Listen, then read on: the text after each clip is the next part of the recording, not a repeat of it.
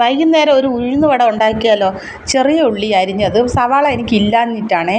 ചെറിയ ഉള്ളി, പച്ചമുളക്, കരിയാപ്പല, ഇഞ്ചി അരിഞ്ഞത്,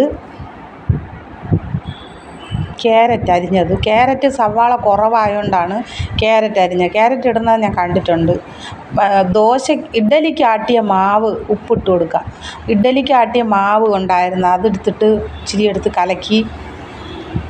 വൈകിട്ടായപ്പോൾ ഒരു കൊതി വന്നു, കോഫിയുടെ കൂടെ കഴിക്കണം, ഉഴുന്ന് വട കഴിക്കണമെന്നൊരു കൊതി വന്നു. ഉഴുന്ന് വടയുടെ ടേസ്റ്റൊക്കെ ഉണ്ട്, പക്ഷേ ഒറ്റ കാരണമേ ഉള്ളൂ, ഉഴുന്ന് വടയുടെ ഷേപ്പ് പറഞ്ഞില്ല. എനിക്ക് ആ ഷേപ്പ് ഉണ്ടാക്കാൻ അറിയത്തില്ല. അതുകൊണ്ട് ഞാൻ സ്പൂണിട്ടാണ് കോരി ഇടുന്നത്. പക്ഷേ ആ ഷേപ്പില്ലെങ്കിലും നല്ല ടേസ്റ്റുണ്ട്. ഞാൻ കഴിച്ചുകൊണ്ടിരുന്നപ്പോഴാണ് ഇതിൻ്റെ വോയിസ് കൊടുക്കണത് ഞാൻ. നല്ല ടേസ്റ്റുണ്ട്. അത് ആർക്ക് വേണമെങ്കിലും ഉണ്ടാകും. വൈകിട്ട് ഒന്നും കഴിക്കാനില്ലെങ്കിൽ കുറച്ച് ഇഡ്ഡലിയുടെ മാവുണ്ടെങ്കിൽ ആ മാവിൽ ഇപ്പോൾ ഒരു അരിയുടെ പാടേ ഉള്ളൂ, ഈ അരിഞ്ഞ് വയ്ക്കുന്ന സാധനത്തിൻ്റെ പാടേ ഉള്ളൂ. അത് 2 പേര് 3 പേരൊക്കെ ഉണ്ടെങ്കിൽ എളുപ്പത്തിന് ഒരു സവാള അരിയുക, ഒരു 2 മുളക്, കുറച്ച് സാധനങ്ങൾ മതി. എന്നിട്ട് എനിക്ക് 10-20 വട കിട്ടി. വലിയ വടയും തന്നെ, വലിയ കുഴപ്പമില്ല. കണ്ടോ, ഞാൻ സ്പൂണിട്ടാണ് കോരിയിടുന്നത്. എനിക്ക് ഇച്ചിരി വെള്ളം പോലെ ഇരിക്കുന്നു. പക്ഷേ വെള്ളം പോലെ ഇരിക്കണമെന്ന് പറഞ്ഞാൽ എണ്ണയൊന്നും കുടിച്ചിട്ടില്ല. നല്ല എണ്ണയൊന്നും, ചില വെള്ളം കൂടിപ്പോയ എണ്ണ കുടിക്കുമല്ലോ, അങ്ങനത്തെ സംഭവമൊന്നും ഉണ്ടായില്ല. ഇവിടെ ഞാൻ വൈകിട്ട് കോഫിയാണ് കുടിക്കുന്നത്, പാൽ കോഫി. അത് നല്ല ടേസ്റ്റുണ്ട് കോഫിയുടെ കൂടെ കഴിക്കാൻ.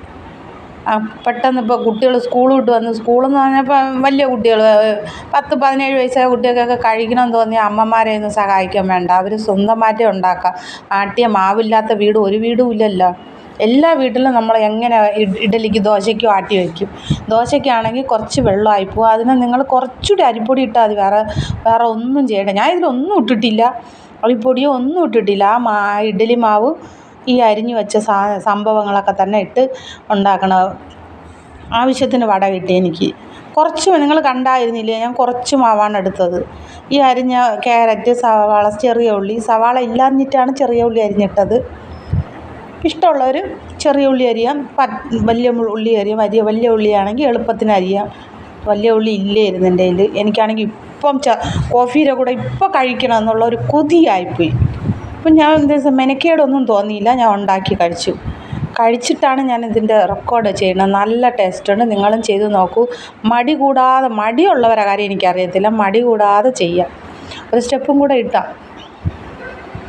മാവ് നല്ലോണം തികഞ്ഞായിരുന്നു. ഒരു സ്റ്റെപ്പും കൂടെ ഇട്ട് നമുക്ക് കോരാം.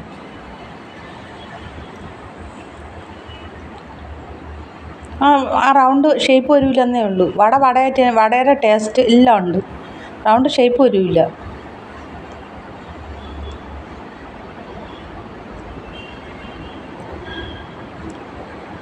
അത് നല്ല ടേസ്റ്റ്.